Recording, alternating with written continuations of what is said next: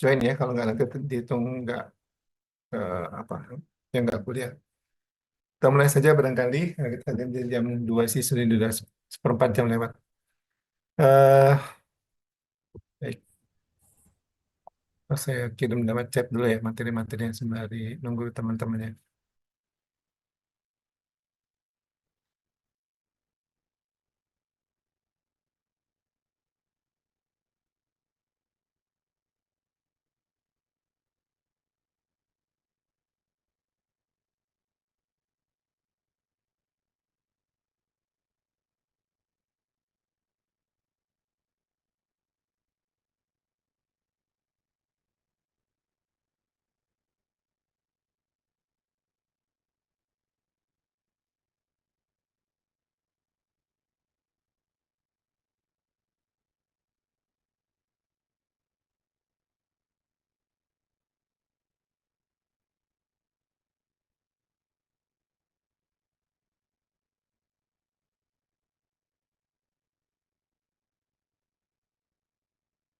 Sudah masuk belum di ini? Sudah di chat roomnya? Sudah diakses? Sudah dok. Sudah dibuka ya?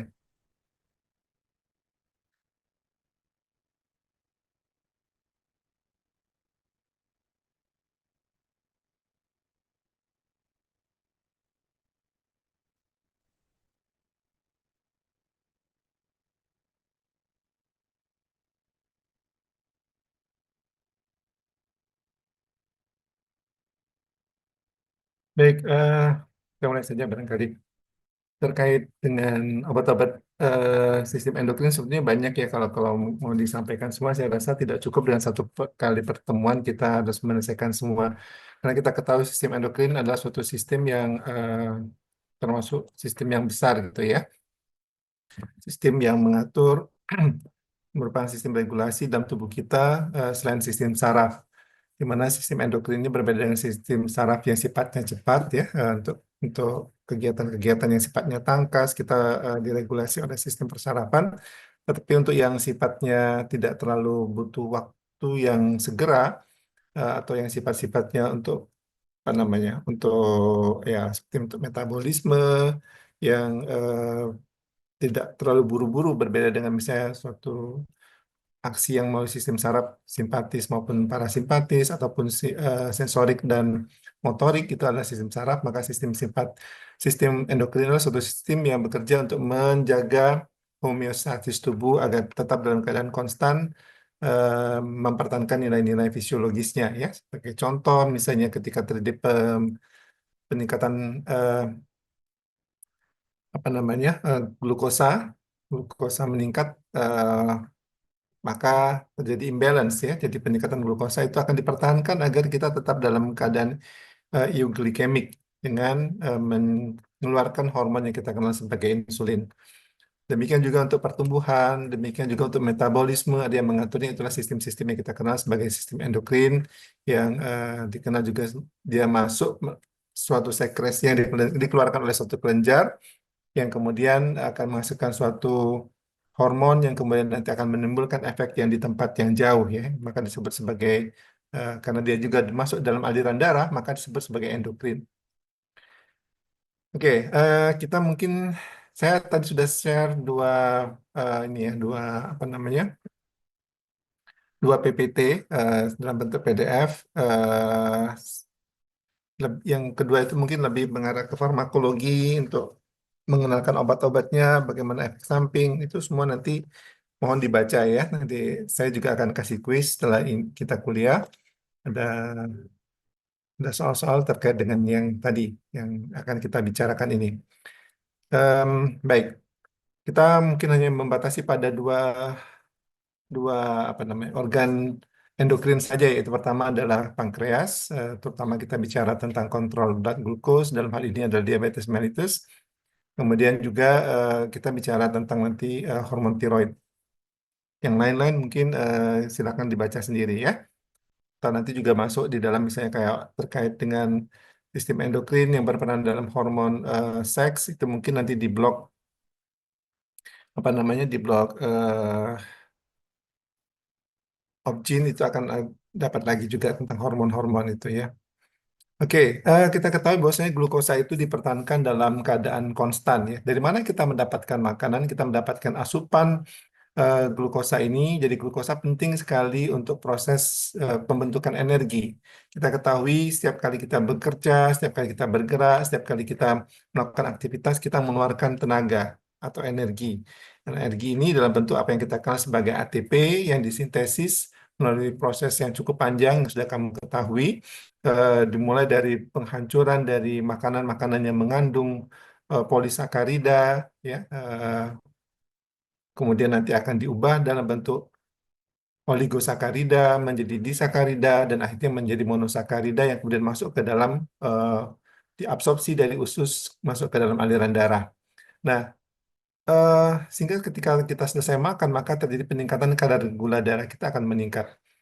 Tetapi kadar gula darah ini tidak boleh dipertahankan melebihi dari ambang yang diperkenankan oleh tubuh kita. Nah, untuk itu ada keseimbangan antara absorpsi semua akan masuk, kemudian nanti akan diturunkan kembali, disimpan dalam cadangan-cadangan energi yang nanti ketika kita gunakan untuk pada waktu starvasi misalnya, eh, disimpan dalam bentuk glikogen, ya, melalui proses yang kita kenal sebagai glikogenesis, ya. Jadi pertama ada glikolisis, penggunaan glukosa, glukosa akan diubah menjadi ATP. Kelebihannya akan disimpan dalam bentuk glikogen, misalnya dalam bentuk glikogen. Prosesnya kita kenal sebagai glikogenesis. Nah, glikogen ini disimpan di dalam hati, di dalam otot ya, sehingga nanti ketika kita dalam keadaan starvasi, dalam keadaan kekurangan makan, dalam keadaan puasa, misalnya glikogen yang berlebih itu akan diubah menjadi glukosa kembali melalui proses yang kita kenal sebagai glikogenolisis. Ya, jadi glukosa itu masuk ke dalam tubuh bisa dari usus maupun dari simpanan-simpanan dalam bentuk proses pengubahan glukosa, pengubahan dari bentuk-bentuk ya dalam bentuk simpanan tadi dalam bentuk glikogen menjadi glukosa kita kenal sebagai glikogenolysis, ataupun juga bisa dari sumber-sumber non karbohidrat. Jadi misalnya dari ketika dalam keadaan kekurangan makanan yang berat ya, kita lihat misalnya kenapa orang itu jadi kurus kering, terjadi marasmus, eh, kenapa karena protein pun juga akan dipecah menjadi glukosa ya untuk menjaga agar kebutuhan energi itu tetap terpenuhi. Oke, di energi itu bukan hanya untuk gerak saja, tapi untuk kehidupan kita, menjaga potensial membran, menjaga potensial mem Ya, Pak. Terima kasih dia, Pak. Ya. oke, apa ini? Seperti saya lagi ngajar nanti aja ya, ya, kenapa apa ya? Oke, makasih. Jadi untuk kehidupan kita pun menjaga agar terjadi beda potensial membran itu butuh energi, butuh ATP. Nah, ATP itu didapat dari tadi glukosa yang akan diubah melalui siklus Krebs. Kita ketahui dia akan diubah menjadi ya glikolisis dulu, kemudian juga akan diubah menjadi asam pirufat. Pirufat masuk ke dalam siklus Krebs sehingga akan dihasilkan ATP kembali ya. Nah, itu yang kita kenal. Jadi glukosa itu sangat penting bagi kehidupan kita. Nah, glukosa itu sendiri nanti akan ditransport. Saya rasa ini saya sudah berada di ujung ya. Saya tidak perlu lagi harus mengulang sebetulnya. Tapi saya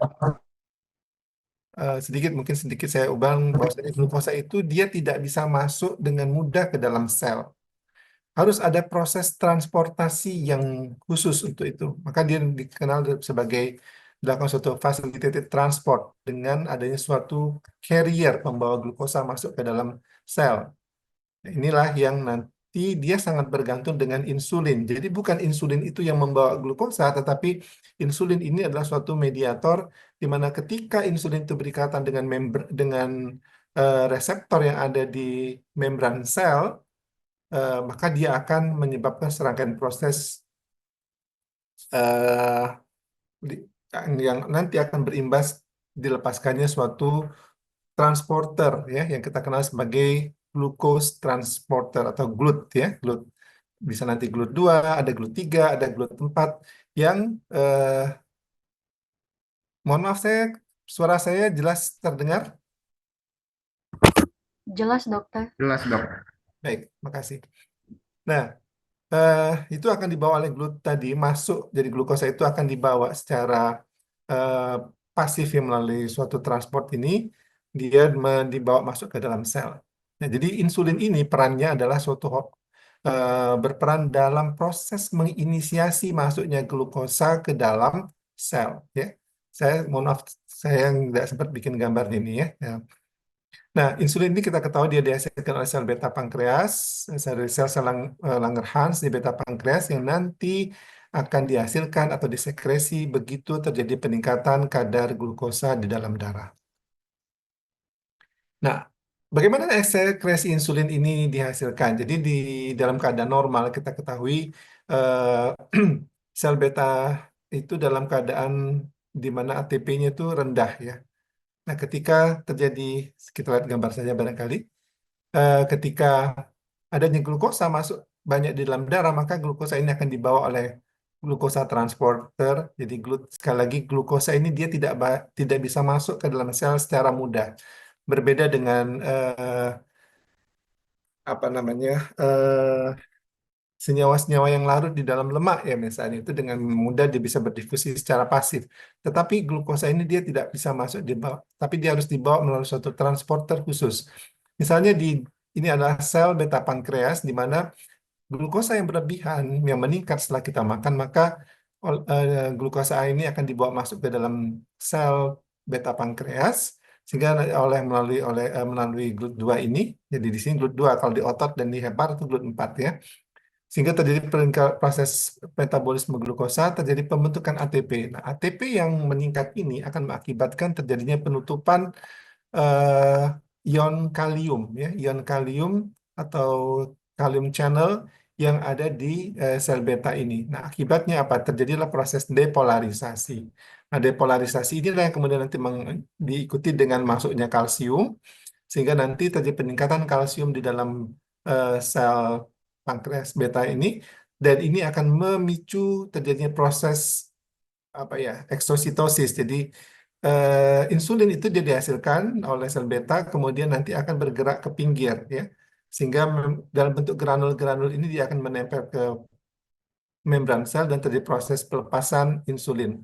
Nah, inilah yang kemudian ditiru oleh beberapa obat yang kita ketahui, misalnya golongan sulfonil urea yang bisa memblok kalium channel ini sehingga nanti dia menyebabkan depolarisasi dari sel beta yang akhirnya nanti akan meningkatkan sekresi insulin.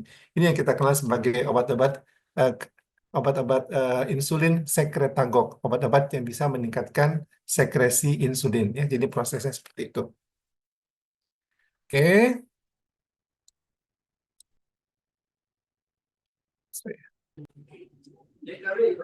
Oke, nah jadi banyak yang bisa mempengaruhi sel beta ini selain tadi misalnya kadar glukosa, asam amino yang meningkat, adanya fatty acid juga yang meningkat di dalam di dalam darah, kemudian adanya vagal effect ya, jadi pengaruh dari nervus vagus, glukagon, kortisol, gastrin, sekretin, semuanya akan meningkatkan, akan memberikan efek positif eh, pada sel beta untuk mengsekresikan insulin. Sebaliknya, beberapa senyawa atau beberapa obat, misalnya yang kita kenal sebagai inhibitor insulin secretion, misalnya simpatetik efek dari beta 2 adrenoreseptor, misalnya, ya, ataupun somatostatin atau insulin sendiri atau penurunan kadar glukosa akan menimbulkan efek feedback negatif kepada sel beta ini sehingga akan meningkatkan produksi maaf, akan menurunkan produksi insulin. Oke. Nah, tadi kita sebut-sebut jadi insulin yang dihasilkan itu akan pergi ke jaringan-jaringan perifer ya sehingga nanti akan menimbul dan berikatan pada reseptornya. Nah, reseptor insulin ini kita kenal ada di dalam sel membran ya. Ada kebanyakan jaringan terutama di liver, di otot dan juga di jaringan adiposa.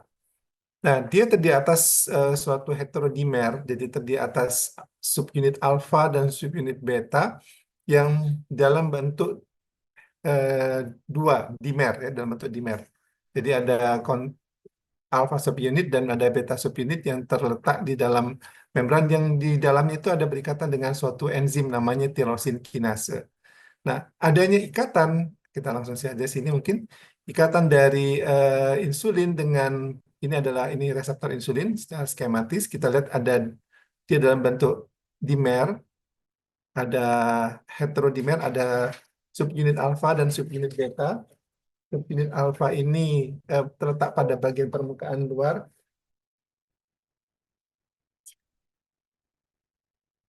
Oke. Sedangkan subunit beta ini dia terletak ada enzim di sini, ada enzim tirosin kinase, di mana enzim ini nanti akan menyebabkan proses fosforilasi berbagai macam senyawa-senyawa antara, ya. Ada insulin reseptor substance yang nanti menimbulkan efek dilepaskannya, maaf, akan menimbulkan efek salah satunya misalnya pada metabolisme glukosa, dia akan menyebabkan GLUT4 itu akan terdorong dan ke membran dan akhirnya dia akan eh, mengikat glukosa dari darah. Oke, ya jadi terdiri atas dua reseptor alfa, dua reseptor beta. Eh,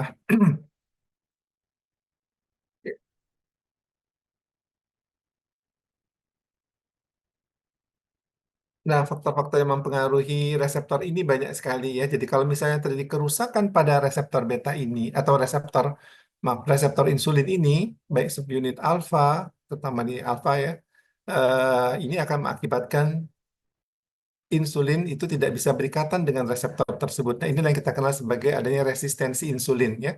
Jadi resistensi insulin itu adalah suatu proses di mana insulin walaupun dia dihasilkan cukup tetapi tidak bisa berikatan pada reseptornya dengan baik. Akibatnya apa? Akibatnya serangkaian proses-proses ini tidak terjadi nih. Action dari ikatan antara insulin eh, dengan reseptor itu tidak terjadi ya. Ini efeknya nanti bisa menimbulkan ya misalnya tadi peningkatnya kadar gula darah atau juga misalnya nanti menimbulkan penyakit-penyakit yang lain yang melalui reseptor insulin ini. Jadi insulin ini penting bagi tubuh kita ya. Berbagai macam penyakit-penyakit. Nah, apa yang menyebabkan tadi kerusakan tersebut? Jadi inflamasi penyebabnya. Jadi utamanya adalah suatu kerusakan atau inflamasi yang terjadi secara kronis, ditandai misalnya maka kita mengenal ada diabetes tipe 2 itu biasanya terjadi pada orang-orang dengan obesitas ataupun apa namanya overweight ya, sehingga akan mengakibatkan jadi pada overweight ataupun pada obesitas itu terjadi relatif defisiensi oksigen ya di dalam lemaknya. Jadi lemaknya itu karena jaringannya sangat banyak terjadi apa? Terjadi kekurangan suplai oksigen ataupun kekurangan suplai makanan sehingga akan dihasilkan apa? Akan dihasilkan suatu protein namanya HIF1 alpha, hypoxic inducing factor yang nanti menyebabkan dihasilkannya berbagai macam sitokin-sitokin proinflamasi antara TNF alfa, interleukin 6 yang sitokin-sitokin ini yang nanti akan mengakibatkan kerusakan jaringan termasuk reseptor insulin ini sehingga akan menimbulkan terjadinya resistensi insulin. Jadi insulin yang dihasilkan tidak bisa menempati dengan baik tempatnya ini akibatnya efeknya tidak terjadi ya. Oke, ya. Eh, Itu insulin. Kita juga mengenal selain insulin, jadi kaitan antara insulin dengan gula darah tadi sudah kita jelaskan. Apakah hanya insulin satu-satunya obat yang bisa kita gunakan untuk mengatasi diabetes ini? Jadi berbagai macam cara adalah kita bagaimana meningkatkan jadi kalau kita lihat tadi ada dua mekanisme. Pertama adalah terkait dengan eh, apa namanya sekresi tadi ya. Bagaimana kita meningkatkan sekresi insulin di sel beta pankreas sehingga ada insulin meningkat, maka kita bisa juga memberikan obat. Jadi kalau dengan syarat misalnya insulin sel betanya masih bagus ya. Tapi kalau misalnya sudah tidak ada yang bisa diharapkan sel betanya memang sudah rusak pada DM tipe 1, maka itu ya tidak mungkin kita berikan paksa pankreas untuk menghasilkan insulin. Maka kita harus berikan insulin eksogen. Nanti kita akan jelaskan. Nah, obat-obat antidiabetik drugs ini, jadi ini yang kita kenal sebagai oral antidiabetic drugs ya, atau OHO ataupun obat antidiabetik oral ya. Eh, ini kita juga kenal. Pertama adalah jadi untuk terapi medikamentosa pada diabetes itu ada insulin, ada juga obat hipoglikemik oral. Jadi namanya Indonesia macam-macam, ada OHO, ada OAD, ada macam-macam ya. Jadi gimana caranya? Ya, pertama tadi saya katakan kita bagaimana memicu sekresi insulin tadi. Ini yang kita kenal sebagai obat-obat yang tergolong sebagai insulin sekretagok. Terus juga bagaimana caranya kita bisa menekan jangan sampai kadar gula darah itu masuk melalui asupan, melalui makanan kita. Maka kita mengenal ada obat yang bisa menghambat proses absorpsi, maaf, misalnya ketik absorpsi glukosa. Oke, kemudian juga tadi, oh ternyata insulinnya cukup, tapi untuk masuknya glukosa ke dalam sel itu terganggu. Maka kita ada obat namanya obat-obat penambah sensitivitas terhadap insulin atau insulin sensitizer. Sensitizer ya. Ini obat yang berbeda dengan yang obat yang bisa memicu. Jadi dia tidak memicu sekresi insulin, tetapi dia bagaimana meningkatkan asupan glukosa masuk ke dalam sel dengan cara meningkatkan sensitivitas terhadap insulin. Nah, jadi apa namanya? Saling berinteraksi obat itu ya, saling membantu untuk menurunkan kadar gula darah. Ada juga lagi obat ternyata kalau kita lihat di fisiologinya, jadi memang farmakologi ini sebenarnya basisnya adalah fisiologi ya. Jadi kalau kita udah paham betul bagaimana fisiologi, kita bisa nanti mengembangkan obat sebetulnya untuk misalnya ini yang obat kreatif baru, penghambat SGLT2 ataupun DPP-4 ini. Jadi eh, ada suatu protein juga yang nanti dihasilkan dihasilkan tubuh kita untuk meningkatkan sekresi insulin tersebut. Ada namanya GLP ya, glucosa like protein 1. Ada juga namanya GIP yang eh, dia akan meningkatkan sekresi insulin si protein tadi.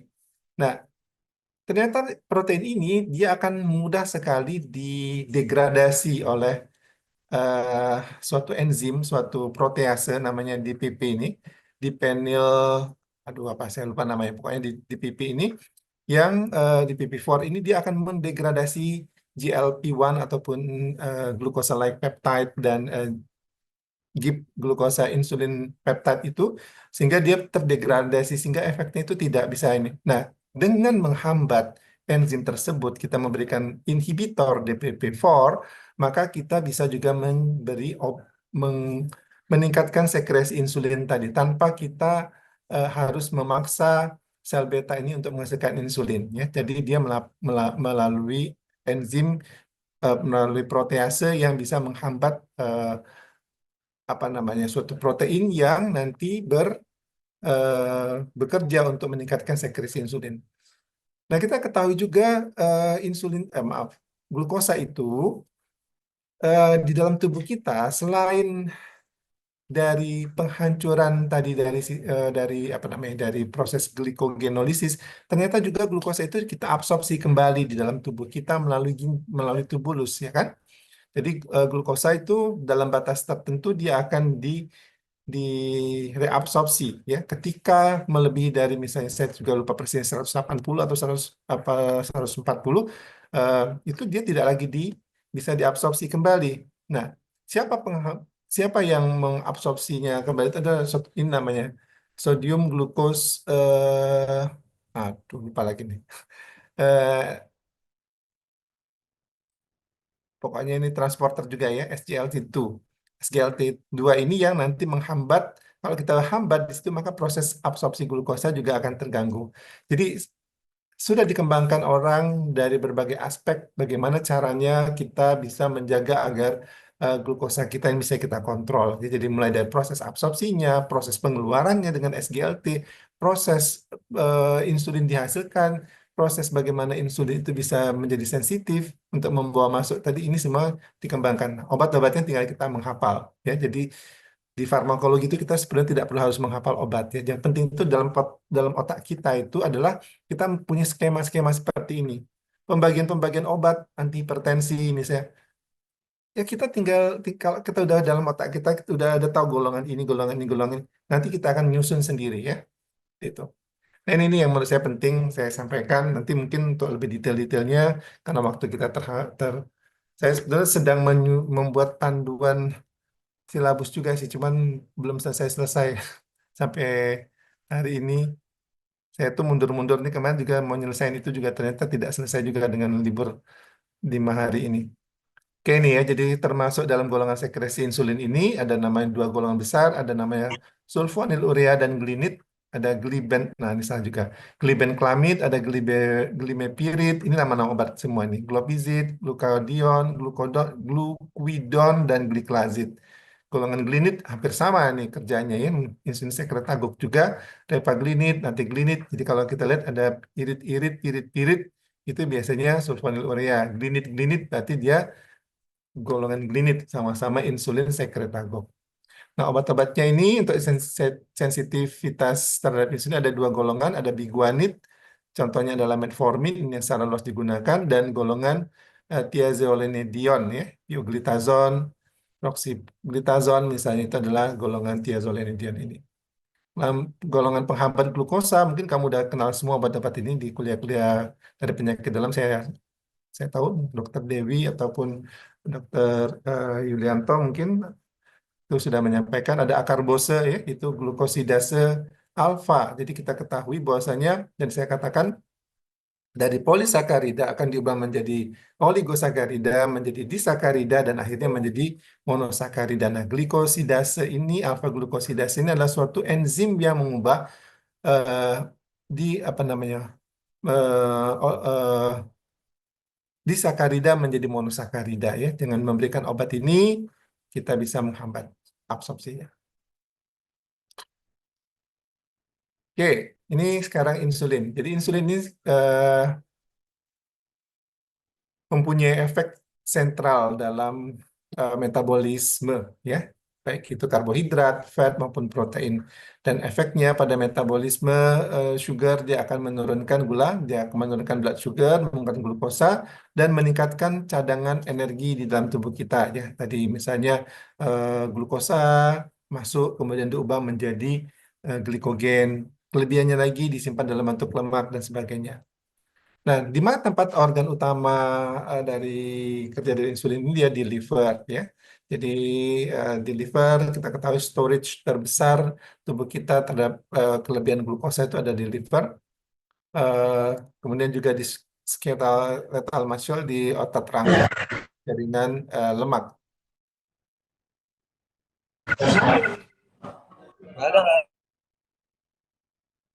Mohon di mute ya, Audi. Eh, Ini proses-prosesnya bisa kita lihat kalau di liver dia menurunkan gluconeogenesis. Gluconeogenesis itu jadi dari sumber-sumber non karbohidrat diubah menjadi glukosa ataupun dia juga bisa menurunkan glikogenolisis tadi dan ketogenesis pembentukan badan keton dan juga meningkatkan si- sintesis glikogen ya melalui glikogenesis. Jadi harus beda ujungnya ada genesis, ada lisis tuh hasil intinya berbeda ya. Di liver dia akan meningkatkan hepatic glucose production dengan cara dia menurunkan gluconeogenesis, menurunkan glikogenolisis dan menurunkan ketogenesis serta meningkatkan glikogen sintesis ya atau glikogenesis. Sedangkan di otot rangka dia meningkatkan uptake glukosa. Tadi saya sudah sampaikan bahwasanya ada transporter khusus yang eh, melalui untuk membawa masuk glukosa tersebut namanya GLUT, bisa GLUT 4 misalnya di otot rangka ini. Nah, GLUT itu sangat bergantung dengan insulin. Jadi kalau insulin itu dia tidak menempel pada reseptornya dengan baik, maka tidak mungkin ada proses masuknya glukosa sehingga tidak akan ada proses namanya glikogenesis atau glikolisis ataupun glikogenesis ataupun yang lain-lain ya. Ya, jadi dia akan meningkatkan glukos uptake, pemakaian glukosa, oksidasi glukosa, glikogenesis, dan juga uptake dari asam amino dan meningkatkan protein sintesis dan menurunkan glikogenolisis. Jadi sifatnya dia storage di sini ya. Pada jaringan adiposa, dia meningkatkan adipose uptake, glucose uptake, meningkatkan triglyceride sintesis, dan menurunkan fatty acid rilis. Jadi sama, jadi akan insulin ini menimbulkan efek positif pada tubuh kita. Nah, selain itu juga insulin ini mempunyai efek pada absorpsi ataupun uptake kalium, kalsium dan fosfat ya.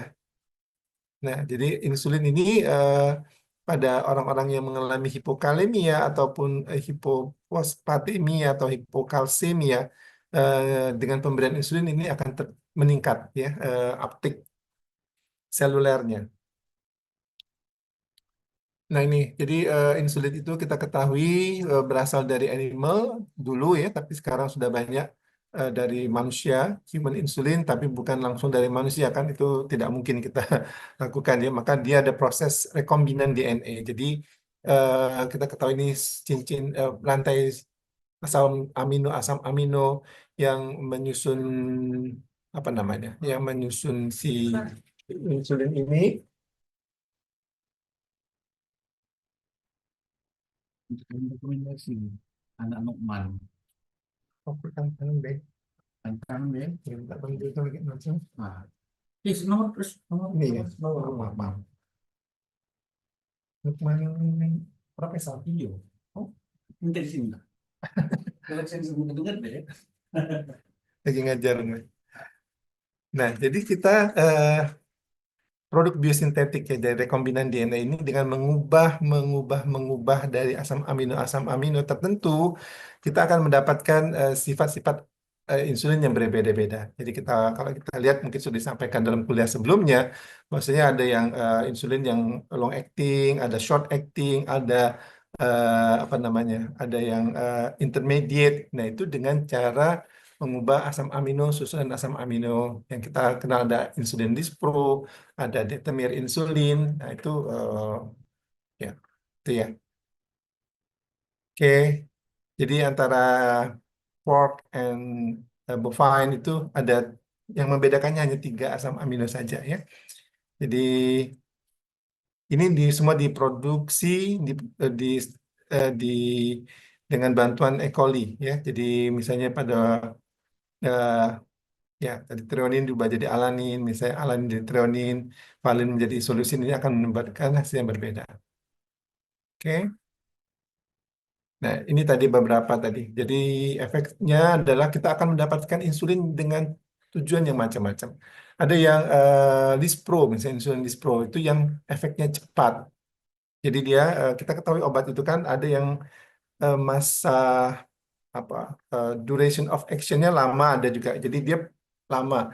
Tetapi ada juga yang duration of action pendek. Jadi begitu diberikan langsung naik misalnya. Nah itu yang disebut sebagai fast effect ya. Jadi kalau berbeda dengan glargin ini dia pelan-pelan nih, maka dia lama bisa bertahan sampai 24 jam ya. Nah, sedangkan yang regular insulin ini harian. Jadi ketika kita makan, kita suntikkan itu baru makan, kemudian nanti baru dia akan mengatur masuknya eh, glukosa atau menurunkan glukosa. Ada juga namanya NPH tadi ya, netral protamin Hagedorn ya. Nah, ini yang ya ada yang selain itu ada regular insulin yang biasanya diberikan satu-satunya yang diberikan secara intravena misalnya dalam keadaan emergensi regular insulin ya. Ada juga yang long acting lente misalnya ini yang lebih panjang lagi. Oke, jadi insulin ini diberikan secara parenteral, tidak atau belum ada preparat oralnya, ya. Kenapa? Karena memang dia suatu eh, asam amino ya, jadi protein nanti terjadi ketika masuk ke dalam tubuh kita, maka dia akan mengalami proses oleh asam lambung, dia akan didegradasi. Nah, maka belum bisa tersedia atau belum ditemukan dalam bentuk eh, apa namanya dalam bentuk oralnya. Semuanya dalam bentuk injeksi, baik itu subkutan maupun juga intravena. Jadi intravena diberikan secara in emergency, tapi yang tersedia hanya regular insulin untuk emergency. Ya, dalam bentuk inhalasi masih dalam proses eksperimental. Jadi ini biasanya dalam dosis terukur ya, dan unit-unit yang sudah ketahui, dan plasma half-life-nya kira-kira 9 menit, kurang dari 9 menit. Dan dia akan diinaktivasi oleh liver dan kidney. Eh, ya, tadi alasannya juga selain akan didegradasi, eh, adanya suatu insulinase nanti juga akan bisa apa, mem- mempengaruhi juga ya. Jadi dengan dosis misalnya nanti bisa terbagi, kalau misalnya untuk pagi, malam itu 2/3 ada kita menggunakan regimen reguler dan NPH misalnya, ataupun untuk yang malamnya menggunakan yang sepertiga, sepertiga reguler dan 2/3 NPH, seperti itu.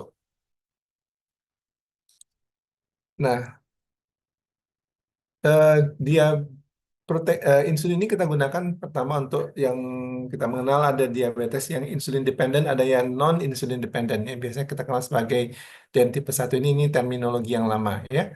Jadi kalau DM tipe 1 itu ya dia bergantung dengan insulin eksternal, tidak mungkin karena sel pankreasnya sudah mengalami kerusakan akibat terjadinya reaksi autoimun ataupun oleh karena suatu infeksi yang mungkin bisa menyebabkan kerusakan sel beta pankreas. Nah, sedangkan NIDM itu tidak selalu kita gunakan insulin, masih memungkinkan. Kenapa? Karena adanya sel pankreas, sel beta yang masih tersisa yang mungkin nanti bisa kita optimalkan untuk menghasilkan insulin dengan dipacu dengan obat-obatan. Walaupun nanti akhirnya biasanya juga buntutnya bergantung juga dengan insulin. Juga untuk DM ada kehamilan, gestational diabetes mellitus. Juga untuk mengobati ketoasidosis ya akibat diabetes. Ini yang sering kita jumpai pada gula darah yang meningkat berlebihan misalnya jadi asidosis. Nah, ini ketoasidosis ini bisa diatasi dengan insulin, tidak mungkin kita berikan obat. Nah, untuk emergensi dan treatment pada hiperkalemia tadi ya, dan hiperfosfatemia ini juga mempunyai efek dia bisa. Oke. eh Efek sampingnya apa? Efek samping yang paling menonjol adalah suatu itu. Lupa. Sebentar ya. Aku takut. Waalaikumsalam. Sehat. Alhamdulillah. Kan ada yang nemui beliau Oh udah. iya, iya, iya. Bos itu udah paling jadi. Ya kayak klien kami ya ke Iya. sana. Oh ya, terima kasih. Sama-sama. Assalamualaikum. Masa Pak nanti di sana? Ya ke dalam. Ya, ke dalam. Oh ya sudah. Tolong doanya. Oke, insya Allah. Belajar baik-baik. Iya. Terima kasih. Ya. Ano, Wewe, rapat ibu udah mulai ya? Mohon maaf ya. Baik, kita lanjut. Jadi hipoglikemia adalah suatu problem utama ketika kita memberikan insulin. Jadi harus diingat, jangan sekali-sekali menyuntikkan insulin sebelum kita siap makan. Ya. Jadi pada orang-orang diabetes itu saya beberapa kali menemukan kasus ketika saya masih praktek dulu ya.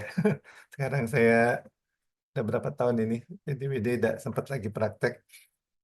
eh Ngurusin pendidikan saja, administrasi. Jadi ya pasien bisa nanti nggak ketahuan ya, kadang-kadang ya memang belum mau makan ataupun memang tidak nafsu makan, tapi di rumah sakit ataupun di klinik ataupun keluarga sudah menginjeksikan insulin. Maka yang terjadi tadi apa yang kita kenal jadi hipoglikemia. Ya. Saya orang jadi kayak bengong gitu ya. Saya dulu sempat menemukan itu ya, di klinik saya ada pasien eh, apa namanya, orangnya bingung begitu, orang tuanya keluarga bingung, ini ibu atau bapak saya itu kenapa ya dok tadi sehat-sehat aja, kayaknya setelah saya suntikin jadi kayak bengong gitu. Saya lihat ini ya, setelah saya pegang berkeringat, ada tremor ya. Eh, ini pasiennya pasien post stroke juga kan, jadi nggak bisa ini. Eh, ya saya cek gula darahnya ternyata hipoglikeminya 60. Jadi setelah kita berikan infus glukosa dextrose 10%, jadi waktu itu bangun lagi pasiennya bagus. Ya, jadi ini nih gejala-gejalanya, jadi no food atau terlalu banyak olahraga ya. Obat masuk, insulin diberikan, tapi dia banyak gerak. Nah, ini adalah suatu efek samping yang paling sering pada pemberian insulin. Ya, jadi ini kalau yang tadi udah berikan minuman, ya, minuman mengandung gula, teh manis misalnya. Tapi kalau ini kita bisa berikan pada pasien yang tidak sadar, unconscious, mungkin diberikan 20 sampai 50 ml, 50% glukos dalam bentuk intravena atau belum boleh juga diberikan glukagon, tapi jarang-jarang biasanya ya. Diberikan subkutan ataupun intramuskuler.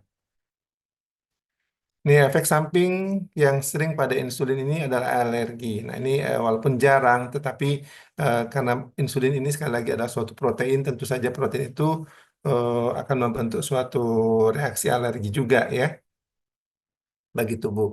Dan eh, sekarang juga ada, kalau kita baca dalam jurnal-jurnal terakhir ini, banyak apa yang kita kenal sebagai antibody, autoantibody terhadap insulin. Jadi insulin itu karena dia eh, bukan komponen self yang di eksternal, yang eksogen kita suntikan itu, maka dia akan dianggap benda asing. Nah, tubuh menghasilkan eh, antibodi terhadap insulin tersebut, sehingga nanti akan menjadi permasalahan dalam pengobatan diabetes juga ya. Selain itu adanya suatu tadi yang pertama hipoglikemi, yang kedua alergi, yang ketiga adalah lipodistrofi. Jadi pada tempat tempat penyuntikan itu biasanya ada perubahan fat yang nanti akan menyebabkan apa yang kita kenal sebagai distrofia. Ya, jadi lipidnya menjadi apa ya eh, kayak kayak jeglok gitu ya. Nah, ada insulin resisten ini yang tadi saya sebut-sebut. Ada anti-insulin antibodies yang sudah ditemukan orang ya. Jadi immunogenicity, jadi human itu ya memang lebih kecil dibandingkan bovine ya. Jadi tapi tetap ada anti-insulin antibody yang eh, mulai jadi permasalahan. Oke.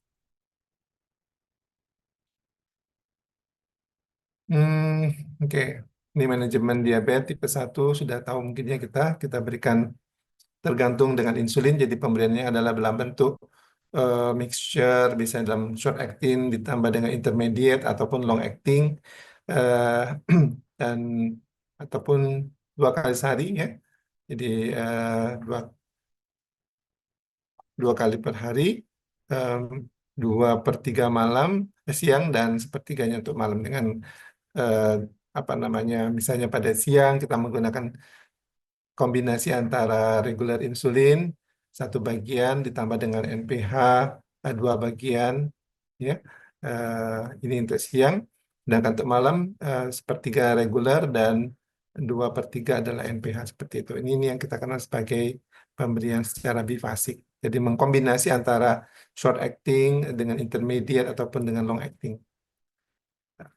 Ini beda-beda waktu berdasarkan tipe insulin. Jadi yang ultra short itu Dispro onsetnya hanya 0,25 jam ya, nggak sampai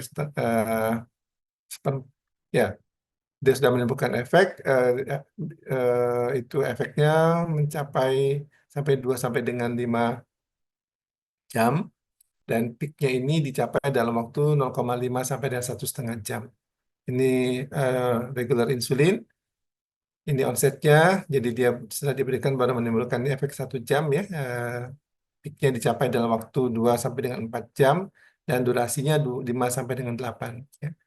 Ini kalau kita lihat nih lente ataupun insulin glargin ini yang tergolong sebagai long acting. Jadi ini ultra short, lispro, short adalah insulin regular dan intermediate adalah NPH atau isopan ini tadi ya. Jadi waktu kerjanya beda-beda, lama kerjanya maksud saya. Ini kalau kita lihat secara skematik, jadi Lispro ini adalah yang rapid and short acting. Jadi ini Lispro. Jadi kalau misalnya kita punya 24 jam, ketika kita berikan Lispro itu, dia dalam waktu singkat, kurang dari ya sekitar 1 jam sudah tercapai kadar puncak. Dan tapi dia juga pendek nih, ya. Jadi short acting, actingnya pendek, hanya mungkin sekitar 5 jam. Nah, berbeda kalau misalnya regular insulin yang merah, ini yang dia agak lebih lambat dibandingkan ini, tapi dia lebih panjang masa kerjanya. Ya, jadi coverannya bisa untuk setiap kali kita mau konsumsi atau makan, nah itu bisa biasanya diberikan regular insulin. Nah, tapi untuk misalnya NPH, ini juga bisa sampai dengan 20 jam waktunya. Ya. Jadi coverannya itu, jadi di antara waktu itu mungkin ini nanti bisa mempertahankan agar insulin. Jadi insulin kan bukan hanya dibutuhkan kita makan ya. Insulin itu juga dibutuhkan agar dia bisa, kalau dia lam seperti ini efeknya, dia akan bisa mempertahankan agar apa namanya, gula darah itu tidak meningkat, bukan hanya yang didapat dari makanan, tapi proses glukogenolisis, segala macam glikoneogenesis tadi itu juga akan menghasilkan glukosa. Ini bisa dipertahankan dengan insulin yang waktunya lebih panjang. Ini ultralente, dan ini adalah datamir yang bisa sampai 24 jam lebih ya. Tentu ini juga harus hati-hati. Bukan berarti kalau 24 jam ini kita senang gitu kan. Ini bisa, kalau nggak benar, tidak balance dengan makanan, maka terjadi hipoglikemi.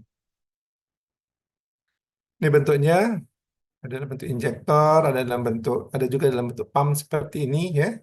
Ini secara siklik dia akan mengeluarkan ini yang sudah ini yang kita kenal sebagai lipodistrofi tadi. Ada atrofi pada tempat penyuntikan. Nih ya.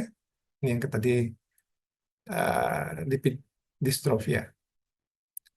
Baik, sedikit lagi barangkali tentang obat ini oral hypoglycemic agent ini. Tadi kita udah kenal ada namanya insulin secretagogue ya. Ini yang golongan sulfonylurea, ada meglitinib, ada golongan biguanid. Ini yang tadi berhubungan dengan apa?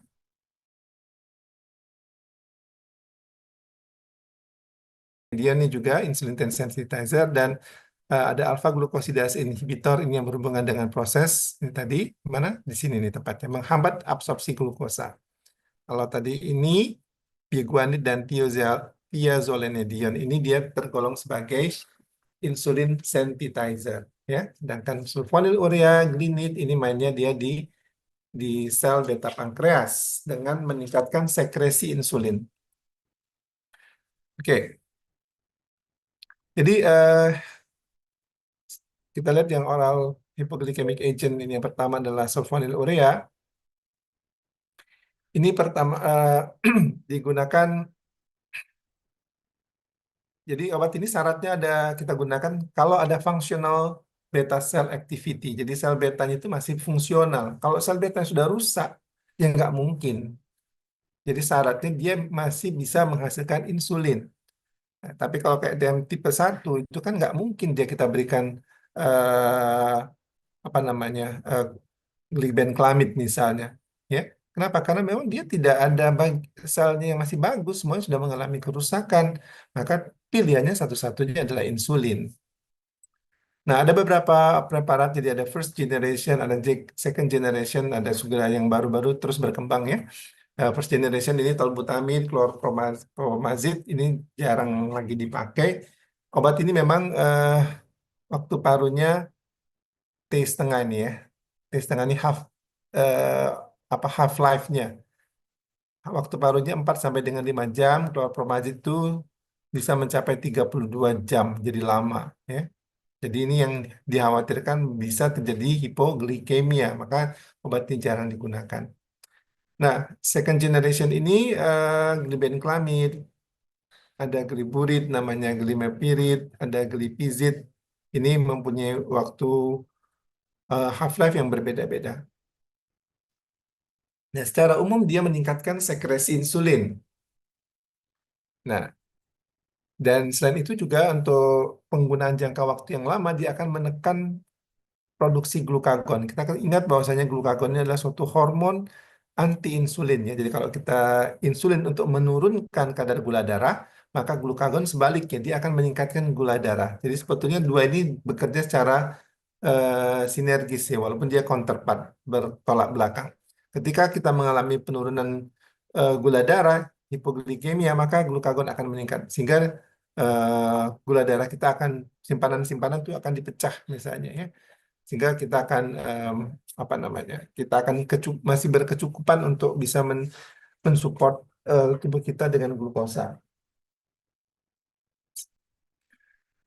Nah, jadi semua obat ini diberikan dalam bentuk oral, tidak ada bentuk injeksi. Injeksi itu hanya insulin. Dan semuanya di metabolisme, di liver, dan diekskresikan melalui ginjal ya. Sehingga pada pasien-pasien dengan gangguan fungsi ginjal dan gangguan fungsi hati, maka kita sebaiknya tidak menggunakan eh, golongan insulin sekretagogue yang tadi ya, yang pertama. Dan biasanya diberikan bersama-sama dengan breakfast. Jadi kalau makan obat ini jangan lupa makan. Ya. Jadi harus dekat dengan waktu makan. Kenapa? Kenapa bisa menimbulkan hipoglikemia, ya, terutama yang generasi pertama nih, dan long acting agent. Jadi obat yang masa waktu yang lama itu kecenderungan untuk terjadi hipoglikemianya eh, luas juga ya. Jadi makanya tidak disukai obat-obat eh, oral anti diabetik ini atau oral hipoglikemi ini eh, kita gunakan untuk yang long acting. Kenapa? Karena memang dia nanti bisa menimbulkan hipoglikemia. Orang yang tidur terus dia nggak makan, pengaruh obatnya masih ada, ya terjadilah hipoglikemia. Orang yang tidak sadarkan diri ya. Ini bahayanya hipoglikemia. Ada efek mual, muntah, diare, dan konstipasi, GI tract upset ya. Jadi nausea, vomiting, dan diare ataupun dari konstipasi, di mana klorpromazid itu juga akan menimbulkan namanya sindroma inappropriate antidiuretic hormone secretion. Jadi dia akan juga mengganggu hormon ADH. ADH itu adalah suatu hormon yang dikeluarkan oleh apa? Hipofisis posterior ya, yang berperan dalam sebagai vasopresin untuk menjaga tekanan darah, dan juga dia juga berperan dalam produksi urin. Nah, kalau klorpromazin ini dia akan mengganggu ADH ini, sekresinya terganggu dan juga bisa menimbulkan hiponatremia, sehingga obat ini sudah mulai jarang digunakan. Ya, jadi orang sudah menggunakan second generation sekarang. Bahkan sudah ada third generation juga ya. Liver function test ini biasanya dilakukan secara berkala, diperiksa karena dia bisa menimbulkan hepatitis dan bisa menyebabkan hepatic failure kalau memang digunakan dalam jangka waktu yang lama. Nah, bagaimana caranya tadi sudah saya sampaikan di awal ya. Jadi dia adalah si golongan sulfonil urea ini tadi misalnya akan berikatan pada kalium ATP channel di membran sel dari sel beta pankreas. Nah, sehingga sehingga nanti akan mengakibatkan terjadi depolarisasi yang terus-menerus ya. Akibatnya apa? Akibatnya insulin akan disekresi lebih banyak daripada normal. Ini yang mekanisme seperti tadi kita ketahui bahwasanya insulin itu tadi dihasilkan akibat adanya glukosa yang masuk, kemudian glukosa itu akan diubah menjadi ATP, ATP yang meningkat ini akan menimbulkan penutupan kalium channel. Nah, ini obatnya ini si golongan sulfonil urea itu dia memberi ikatan pada reseptor eh, di kalium channel ini, sehingga nanti mengganggu atau menyebabkan depolarisasi ditutupnya kalium channel, akibatnya kalsium masuk dan akhirnya terjadi sekresi insulin. Sedangkan glimepiride dan gliclazid itu juga mengikat di situ, tapi afiditasnya itu lebih eh, apa namanya? Jadi sebenarnya kalium kalium ATP channel ini bukan hanya ada di sini ya. Kalau kita ingat di pembuluh darah, di jantung itu juga ada kalium channel juga, kalium dependent ATP channel namanya. Nah, ini juga efek samping dari golongan-golongan sulfonil urea itu juga bisa mengganggu jantung juga. Tetapi glimepiride ini dan gliclazid, preparat second generation dari sulfonil urea ini, dia berikatan lebih sedikit ya, afiditasnya terhadap eh, kalium channel di jantung itu lebih sedikit dibandingkan eh, di di di sel beta ya, jadi lebih relatif lebih aman. Ini efek sampingnya sama tadi, ada gastrointestinal discomfort ya, jadi ada hipoglikemia terutama yang long acting. Nah, ini juga akan meningkatkan weight gain. Jadi peningkatan berat badan. Kita ketahui berat badan itu tidak baik juga bagi orang DM ya. Maka biasanya kan selalu kita pertama menurunkan berat badan ataupun mencari berat badan yang ideal. Kenapa? Karena memang berat badan itu yang tadi yang saya katakan akan menimbulkan pembentukan sitokin proinflamasi yang lebih banyak. Jadi hati-hati ya. Jadi Anda yang berat badannya lebih misalnya, kita ada beberapa tahun yang lalu ada suatu penelitian pada mahasiswa kita yang obes atau dan juga overweight ya, kebetulan penelitian residen penyakit dalam dan saya sebagai salah satu pembimbing metodologinya waktu itu banyak kondisi kalau kita cek dari insulin dia masuk dalam kondisi pradiabetes ya. Memang tidak ada gejala-gejala diabetes masih, tapi dia sudah tergolong pre-diabetes. Jadi dia DM tipe 2 tapi masih belum jatuh ke DM. Jadi ini yang harus. Nah, ini dengan meningkatnya meningkatnya berat badan ini juga mungkin akan memberi efek yang tidak baik juga ya. Jadi selain hipersensitivitas dan juga tadi sulfonylurea ini kan dia mempunyai efek mengganggu fungsi hati ya. Jadi kalau pada orang-orang dengan gangguan sintesis porfirin, eh, gangguan sintesis bilirubin, misalnya pada pasien-pasien dengan terus ya dengan hepatitis, sulfonylurea ini should be avoided. Jadi sebaiknya kita cegah.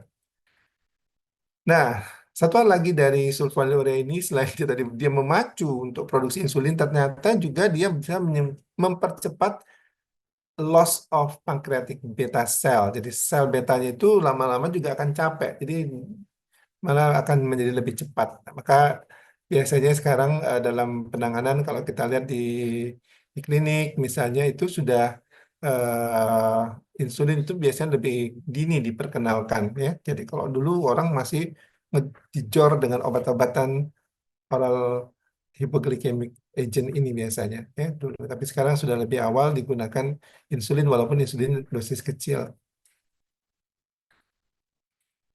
Nah, kemudian golongan kedua dari insulin secretagogue ini adalah golongan glinit, meglitinid ya. Ini yang kita kenal sebagai misalnya ada repaglinid dan yang lain-lain. Ini similar dengan sulfonylurea, sama-sama dia menimbulkan hipoglikemi, tapi eh, onsetnya very fast. Jadi efeknya itu dia cepat menimbulkan efek ya dan short half life. Waktu kerjanya, oh iya, udah ketemu. Sudah langsung dengan Ogi tadi Oh iya, iya. yang untuk ini. Ini Pak ya? Yang tadi sudah dia nah, Ya. sudah. Ya. Ya itu apa? Dekati ini yang L. Oh iya, tidak apa-apa. Tidak apa-apa. Banyak juga orang tanya L tadi. Ya. Yang adanya SR. Iya. Terima kasih banyak. Ya. Kita dibayar suatu ambil banyak. Iya, ini sesuatu tidak kami terus Masih ada yang ngambil cewek. Oke, mohon maaf ini banyak storing. Oke, jadi Glinit ini dia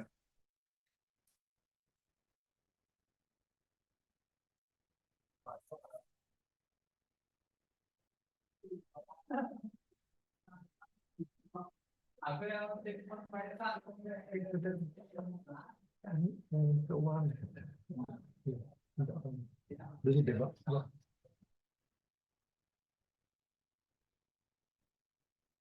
Oke, jadi mohon maaf. Sampai di mana tadi? Ya, Glinit ini dia hampir sama dengan sulfonylurea tadi, tapi dia mempunyai efek sama-sama bisa menimbulkan efek hipoglikemia, tapi efeknya itu dia kalau tadi kan ada 5 jam, ada 10 jam ya, relatif lebih lama. Ini onset of action-nya pendek, cuma 1 jam atau half life-nya pendek juga short, half life-nya 5 sampai 8 jam. Dan biasanya ini juga sama seperti tadi diambil atau diminum segera setelah sebelum makan ya. Sebelum makan itu kita ini. Dan sama-sama dia di metabolisme di liver dan juga tidak diindikasikan pada orang-orang gangguan fungsi hati dan fungsi liver. Ya. Nah, ini utamanya adalah kita gunakan untuk mereka yang alergi dengan golongan sulfonylurea ya, atau mereka yang intoleran terhadap obat-obat yang long acting tadi ya. Eh, dan ya, ini jadi linitnya adalah suatu alternatif dari sulfonylurea. Ini yang lain, jadi dia sama-sama berikatan pada eh, sel beta juga ya, tapi di different site dari sel beta, efeknya sama menurunkan atau menutup kalium ATP channel dan ya sehingga nanti akan meningkatkan sekresi insulin.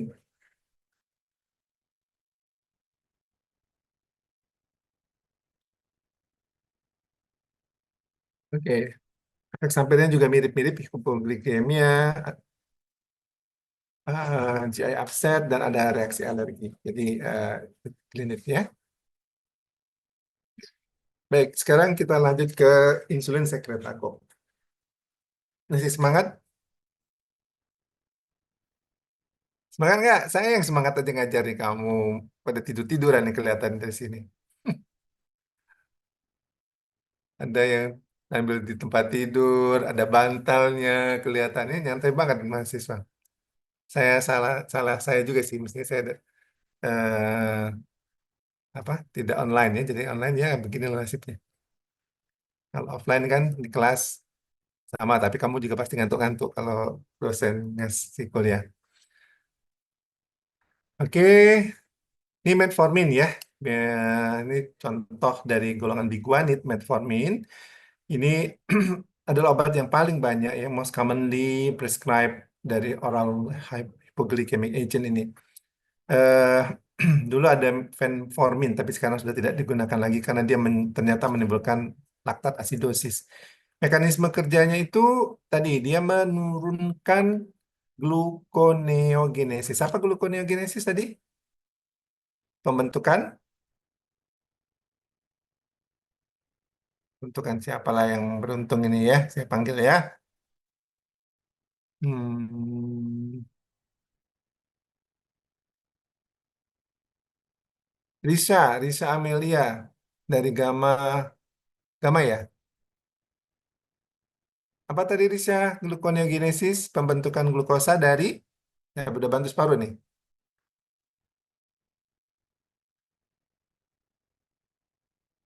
Ayo buka itunya, suaranya.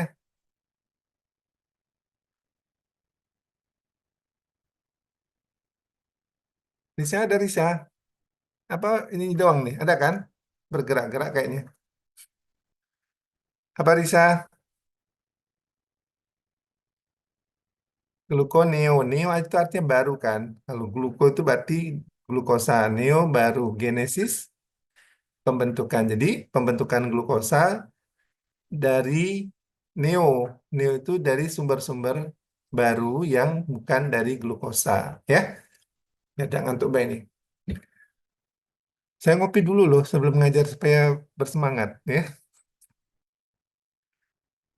Oke, jadi juga meningkatkan tadi dia menurunkan hepatic gluconeogenesis ya. Jadi kamu dalam pikiran kamu tuh bayangkan bagaimana caranya kita menurunkan glukosa.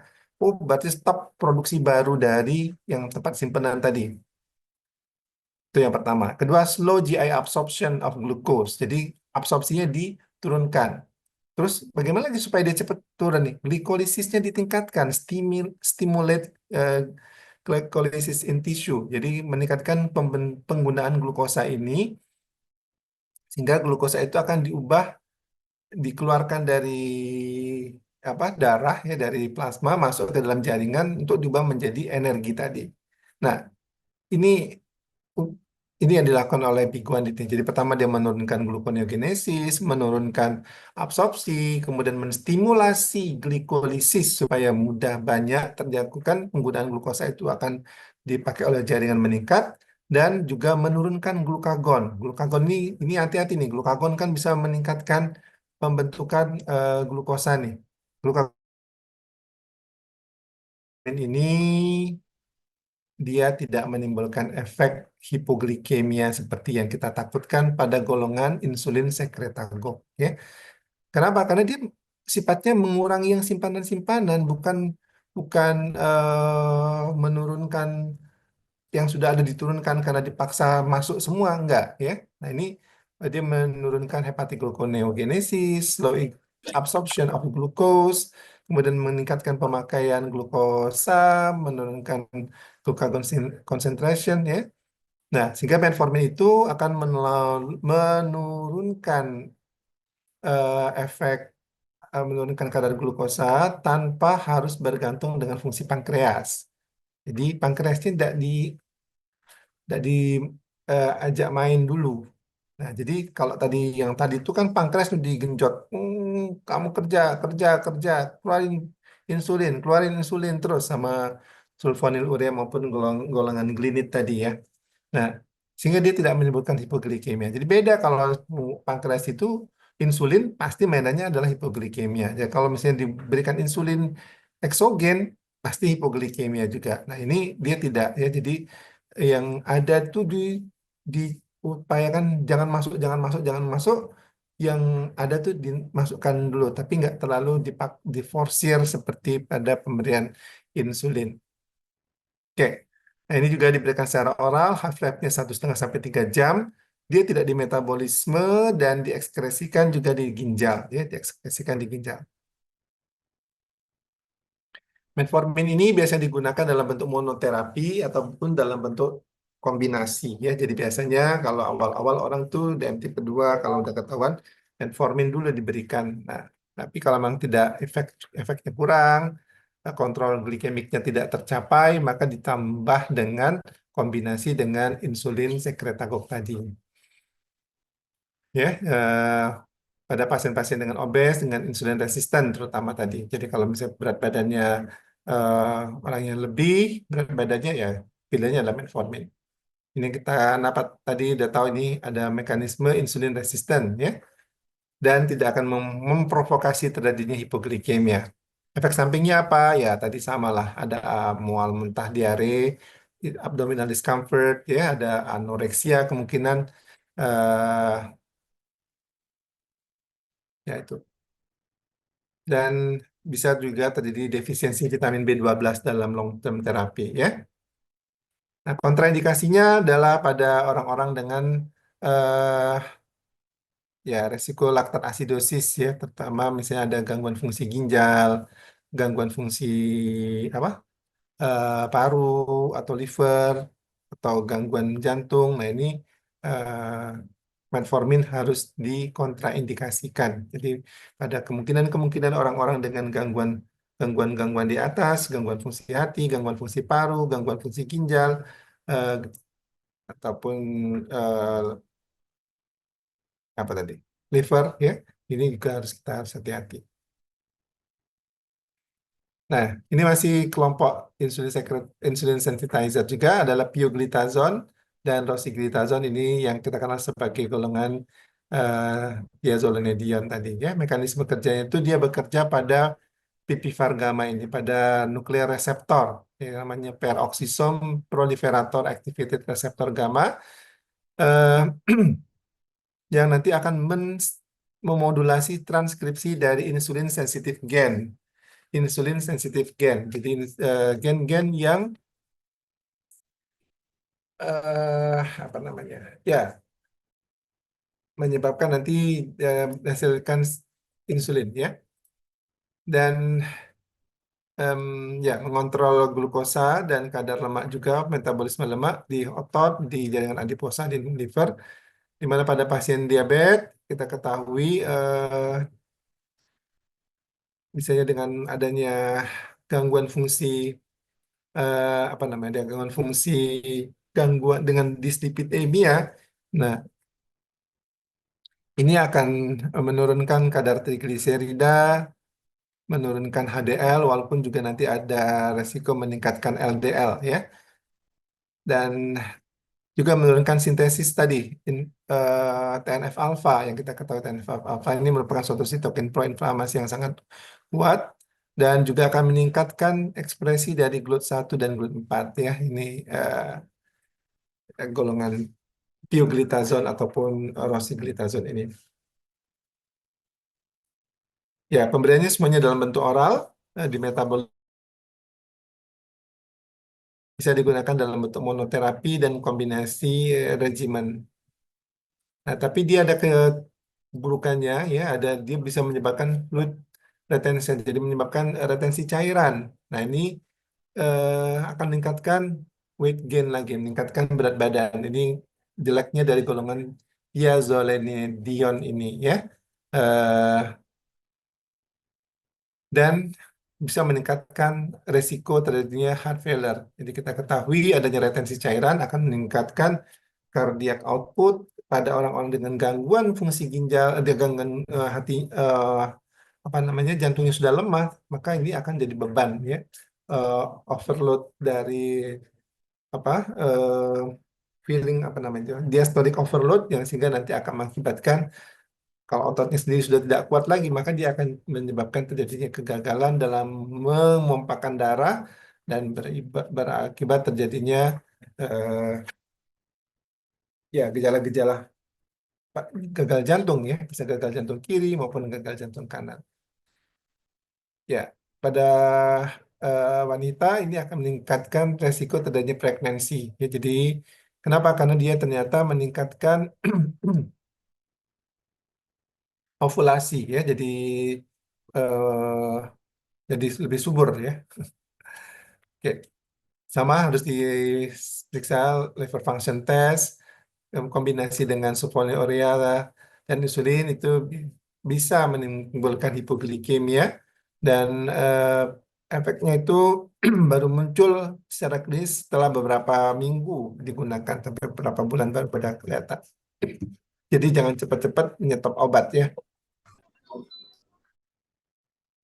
Oke, masih sedikit lagi golongan eh, glukosidase inhibitor. Masih ada satu bab lagi juga, ya. Sabar. Nah, karbose dan miglitol ada kompetitif inhibitor terhadap enzim alfa glukosidase yang kita ketahui tadi dia memecah apa namanya pada proses absorpsi itu kan dari bentuk polisakarida menjadi monosakarida. Nah, dia mainnya di sini nih. Kalau kita berikan inhibitor terhadap alfa glukosidase ini, maka tidak terbentuk si glukosa tadi. Akibatnya apa? Ya, tidak ada glukosa yang masuk ke dalam darah, ya. Nah, ini sehingga dia bisa kita gunakan sebagai monoterapi ataupun dalam bentuk kombinasi. Nah, efek sampingnya tadi meningkatkan flatus, ya. Hmm. Kemudian diare mungkin, abdominal pain, dan adanya karbohidrat yang tidak didigesti eh, tentu akan menyebabkan pembentukan apa namanya, di kolon banyak bakteri-bakteri, terjadi proses fermentasi dan banyak gas. Jadi orangnya akan sering flatus, ya, menggunakan akar bus ini. Nah, kalau dikombinasi dengan sulfonylurea itu hipoglikemi akan semakin besar. Jadi yang masuk tidak boleh ada, yang sudah ada disuruh masuk ke dalam jaringan, sehingga gula darah akan sangat anjlok, ya. Risiko hipoglikemia semakin besar. Oke, ini dosis-dosisnya bisa dibaca saja barangkali. Oke. Ini glukagon, ini yang enzim yang counterpart terhadap insulin, ya. Nah, kemudian ada incretin hormon. Jadi tadi di skemanya tidak saya masukkan, ya. Ada GLP tadi, DPP inhibitor. Nah, DPP inhibitor ini ceritanya adalah di peptidyl peptidase 4, ya. Suatu enzim yang tergolong suatu protease, jadi enzim protein yang bisa melisiskan protein, ya. Eh, yang di mana dia akan merusak GLP-1 dan GIP, ya, glucose dependent insulinotropic polypeptide. Keduanya ini adalah eh, suatu peptida atau suatu apa istilah itu, protein, ya. GLP singkatan dari glucagon like peptide 1 dan GIP itu adalah glucose dependent insulinotropic polypeptide. Ini adalah suatu eh, polipeptida ataupun suatu protein yang menstimuli menstimulus atau merangsang pengeluaran insulin ya dan menekan produksi glukagon. Jadi kita ingat kita ini bicara tentang diabetes ya. Musuh kita itu adalah glukagon. Jadi glukagon itu gimana dia tidak boleh keluar selalu dan bagaimana insulin banyak dikeluarkan. Nah, itu ya.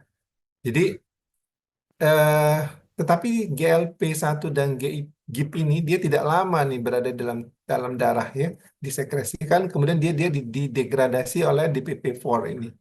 Nah, obat-obat sitagliptin misalnya ini yang nanti eh, apa namanya bisa menghambat enzim dipeptidyl peptidase 4 ini, maka nanti dia akan menyebabkan GLP-1 dan GIP itu lebih tahan di dalam tubuh kita, dalam darah ya.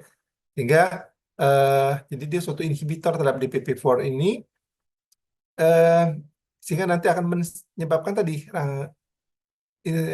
efeknya efek dari GLP-1 dan GIP tadi merangsang sekresi insulin dan mensupres eh, pengeluaran dari glukagon sehingga akan mengontrol gula darah ya. Sehingga kita gunakan DPP-4 ini inhibitor DPP-4 stagliptin, misalnya vildagliptin ini untuk mengobati pada pasien dengan DM tipe 2.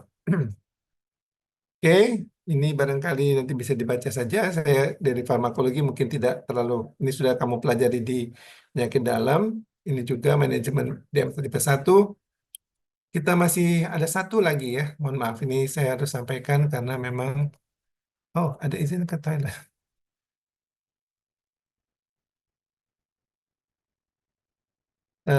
Tapi ini saya percepat saja nih bagian.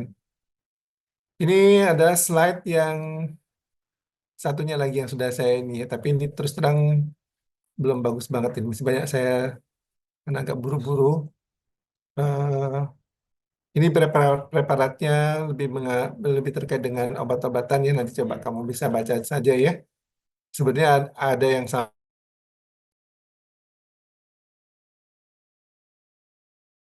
hati-hati penggunaan pada apa itu sudah saya ringkas di dalam tabel-tabel yang ada di sini masing-masing ya.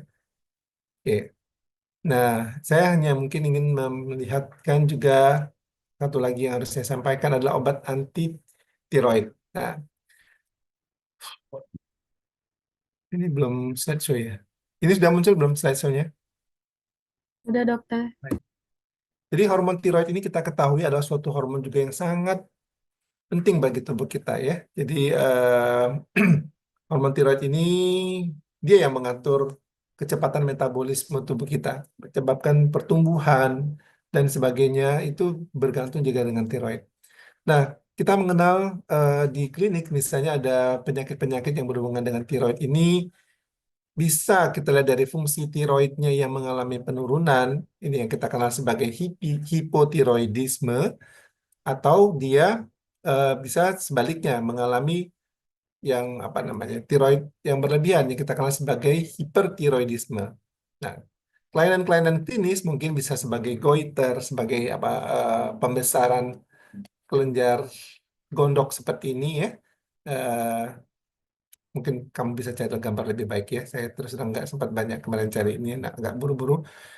Ini juga bisa menyebabkan jadi hipotiroidisme ataupun sebaliknya hipertiroidisme itu bisa disebabkan oleh karena infeksi, oleh karena peradangan, oleh karena penyakit-penyakit autoimun atau juga oleh suatu keganasan ya. Jadi karsinoma tiroid itu juga mungkin bisa menyebabkan hipertiroid yang mungkin atau mungkin dia tidak terjadi peningkatan ataupun penurunan kadar tiroid, tapi yang jelas si strumanya membesar. Ini harus berhati-hati. Jadi biasanya penanganan tiroid ini kalau ada gangguan fungsional biasanya kita ke penyakit dalam, tapi kalau memang nanti ada hubungan dengan gangguan bedah misalnya oleh karena massa ya, misalnya pembesaran tadi goiter, misalnya sebagai struma, sebagai apa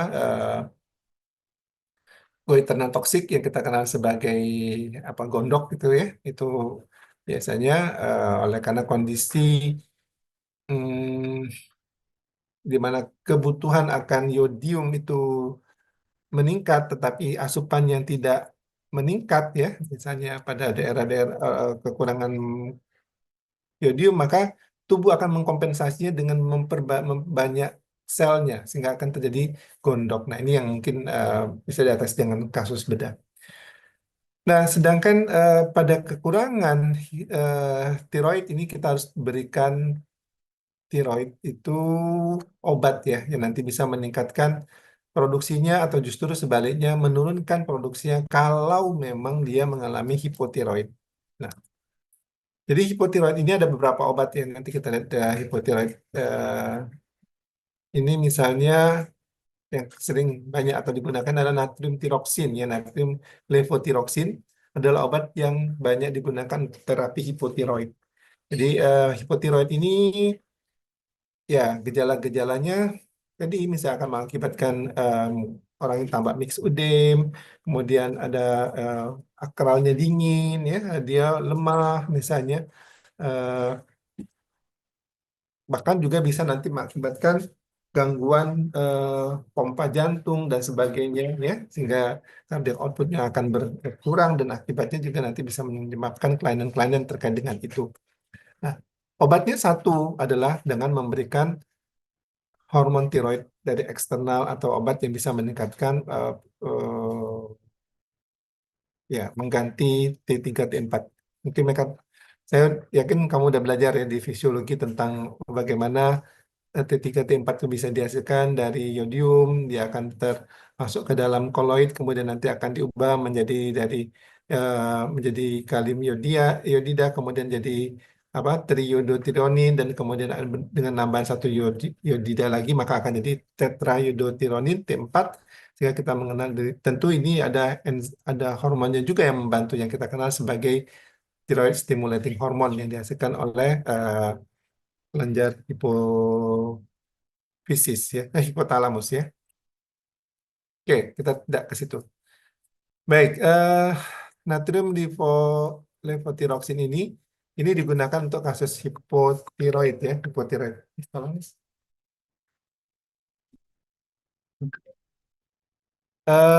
Ini uh, ya.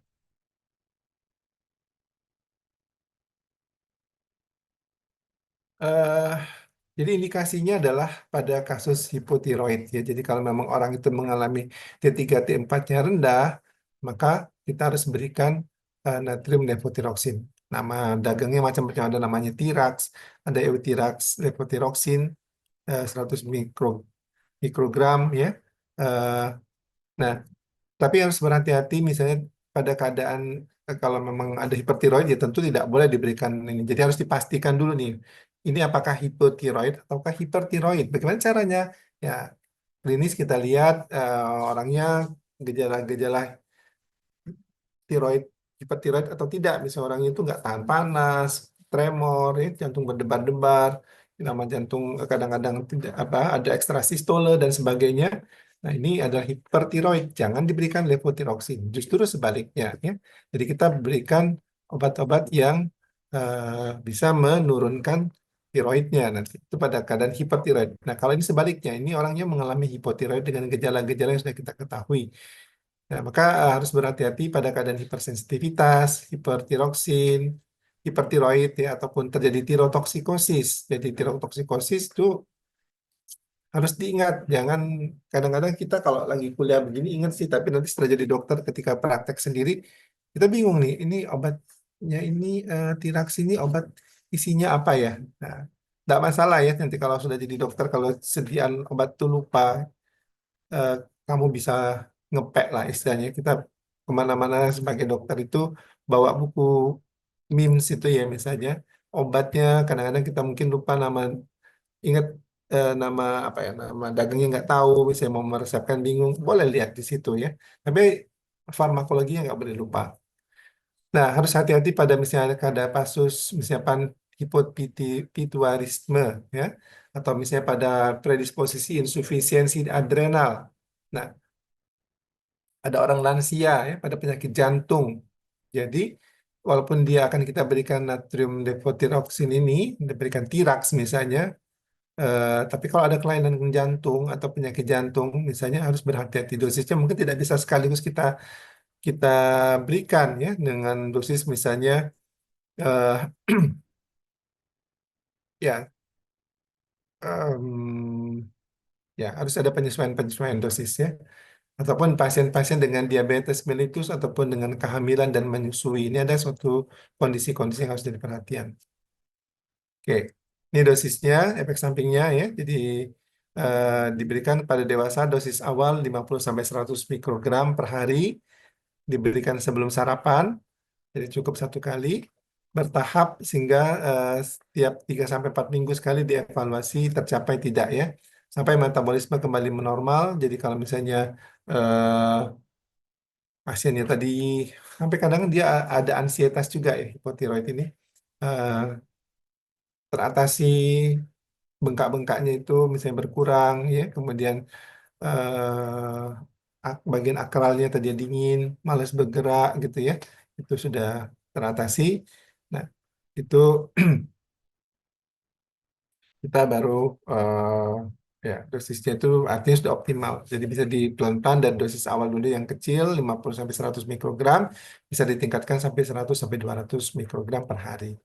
Nah, untuk orang tua di atas 50 tahun itu dosisnya adalah maksimal 50 mikrogram per hari ya. Jadi harus ada penyesuaian. Pasien dengan penyakit jantung juga harus lebih sedikit, tidak boleh langsung diberikan sama dengan orang dewasa normal. Bentuk sediaan adalah bentuk 50 mikrogram namanya Eutirax, levotiroxin.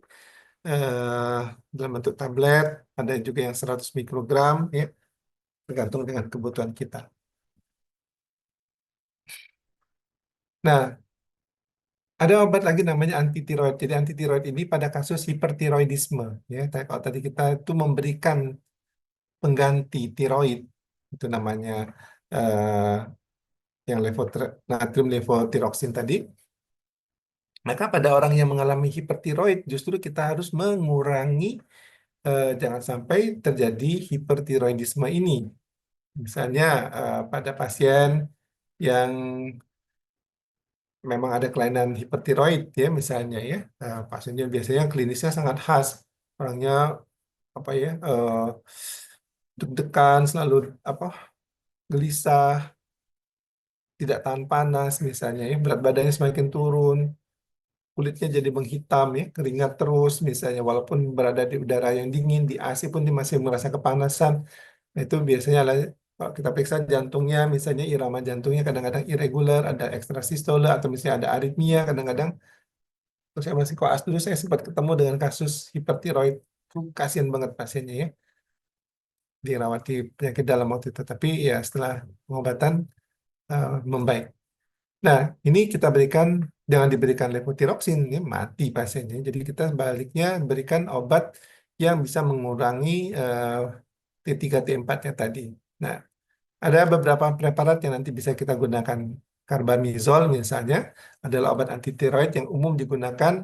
Ada juga PTU ya, propiltiuracil. PTU itu singkatan dari propiltiuracil digunakan pada pasien yang sensitif terhadap carbamazole.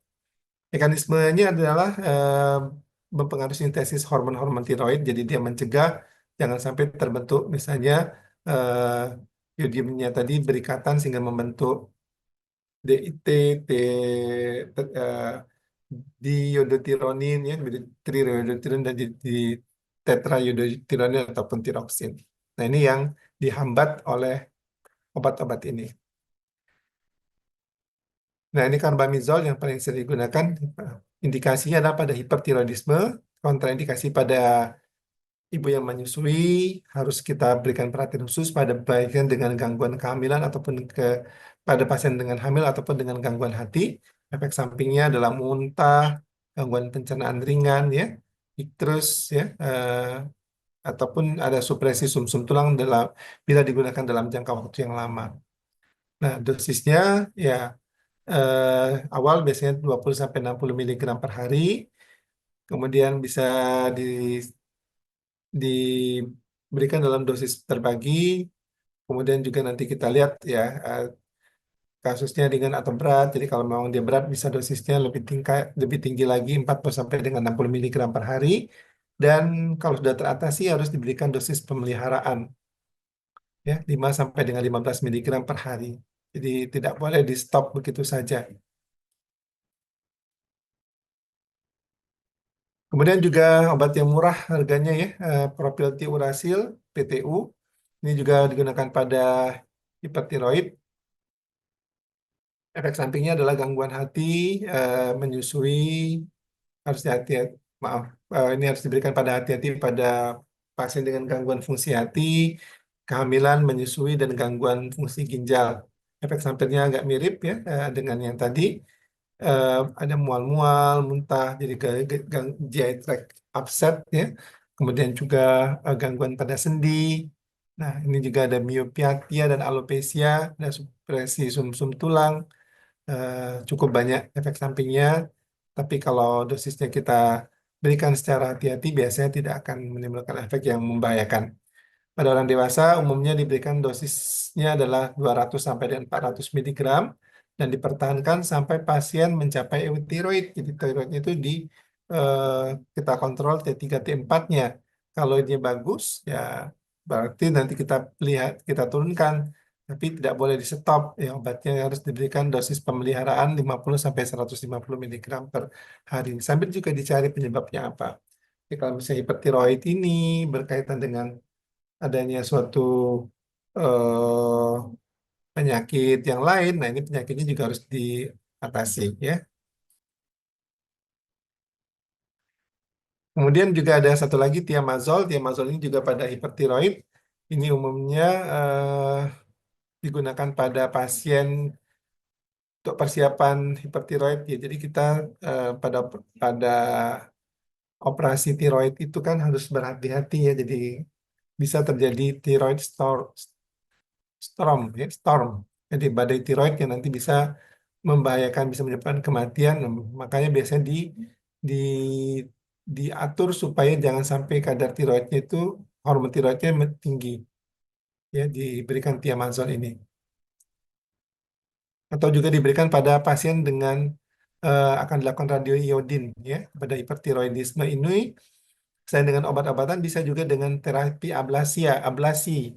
Jadi kita memberikan radioiodin yang nanti bisa mengurangi sel-sel tiroid yang hiperaktif tadi ya, sehingga dia akan menjadi euthyroid, menjadi tiroidnya menjadi bagus ya.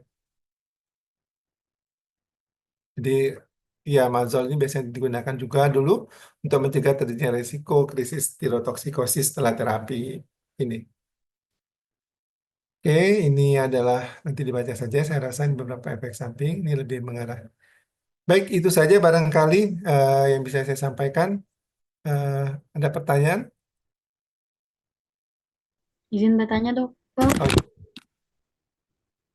Izin dok, perkenalkan nama saya Metina Sakiba dari kelas Alfa. Tadi telah menyebutkan di salah satu saat penjelasan obat untuk salah satu untuk DM itu mungkin pasien dapat hilang kesadaran kalau setelah minum obat itu lupa, terus tiba-tiba udah nggak sadarkan diri. Apakah tidak sadarnya anak orang diabetes mellitus 2 itu karena emang dia lupa makan setelah minum obat, ataukah memang ada faktor lain dok? Seperti mungkin obat udah lama diabetes, jadi mungkin salah satu sistem tubuhnya udah gimana gitu, ataupun ada faktor lain seperti obatnya sudah tidak rasional.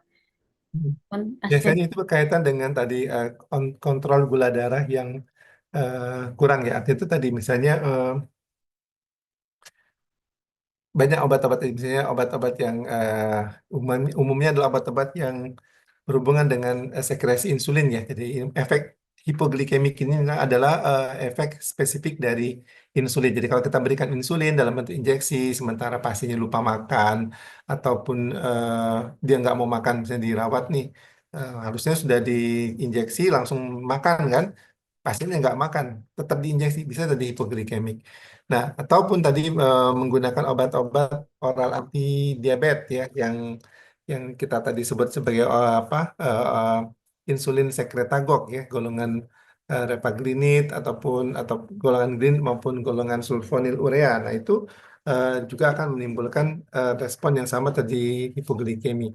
Nah, eh, yang saya maksud tadi itu tadi. Jadi ketika obat itu kita kombinasi atau misalnya diberikan insulin yang jangka panjang, ya tadi kan kalau kita lihat kan tadi Lispro itu kan cepat yang naik, tapi dia turun dalam waktu beberapa jam, 4 jam, 5 jam dia sudah habis efeknya. Tapi kalau yang ultralente ataupun yang Detamir itu dia kepanjang terus 24 jam masih ada efek terus. Nah, kalau memang ketika ada pengaruh, jadi kan kenapa kita gunakan yang insulin long acting ini untuk mengontrol jangan sampai gula darah itu ketika misalnya dia tidur terjadi gula darah yang meningkat. Nah, itu memang nanti ada seninya ya, pengaturan dosis itu penting sekali. Tapi harus diingat ketika orang ini menggunakan insulin jangka panjang ataupun menggunakan obat oral anti diabetik yang golongan insulin sekretagok yang masa waktunya panjang, ya, duration of actionnya panjang, itu juga akan menimbulkan efek hipoglikemi yang cukup lama juga gitu kan. Nah itu yang saya maksud tuh tadi harus berhati-hati. Jadi eh, jangan sampai oh saya pengen cepet gula darahnya terkontrol ditambah puasa terus minum obat ya udah ya. Jadi kalau memang sudah minum obat ya nggak perlu lagi puasa sebetulnya. Arti itu makanlah di waktu yang harusnya makan, mengkonsumsi obat di waktu yang seharusnya. Jadi tidak di sela-sela waktu apa. Jadi dia tidak terjadi proses hipoglikemi begitu. Seperti itu. Gimana? Masih nyambung nggak, Metia? Baik dokter, kalau berarti kalau selama obatnya rasional dipakai dalam jangka waktu lama itu nggak apa-apa ya dok? Nggak apa-apa, nggak apa-apa. Ya. Tapi itu tadi juga yang saya bilang, jadi kalau pakai pemakaian obat-obat insulin sekretagok dalam jangka yang lama juga nanti kan eh, harus kita ingat ya ad- dia juga akan mempercepat ya mengakselerasi kerusakan sel beta juga kan. Nah itu biasanya itu berakhir juga dengan penggunaan insulin. Biasanya kalau udah tidak mempan lagi dengan obat-obatan, biasanya akhirnya juga kembali pakai insulin eksogen juga diberikan. Hmm. Baik, terima kasih banyak. Baik, baik. Saya sudah sampai di jam berapa sekarang? 4 hampir ya. Masih ada lagi? Cukup?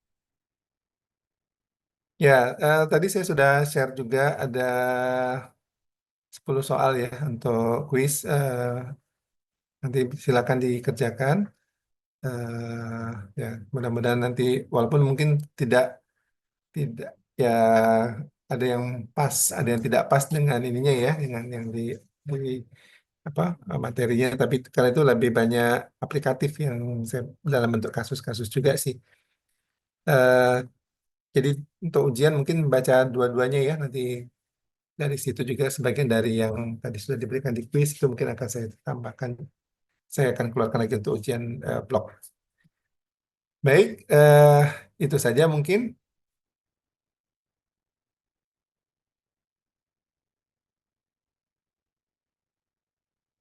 Google Form-nya sudah di ini ya, Di chat, Prof, di sudah share. dikirim di chat Zoom ini. Silakan diisi Jipomnya ya, Oke. adik-adik.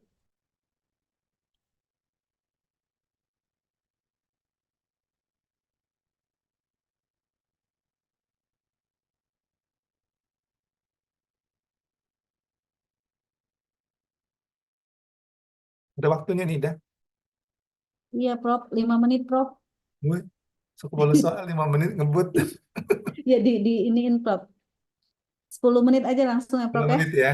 10 menit ya, oke. Oke.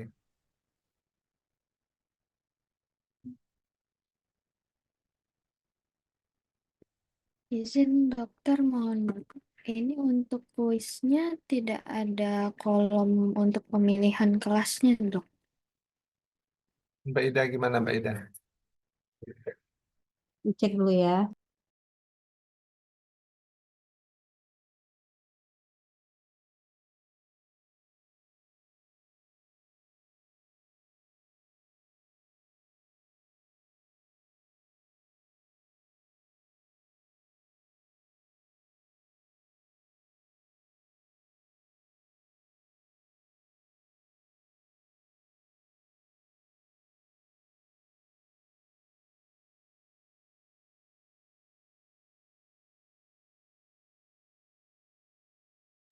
Ditulis aja dek kelasnya dek. Ya, lupa disertakan kelas alfa, beta, gamma. Langsung ditulis aja ya. Kelas gamma, beta, atau alfa.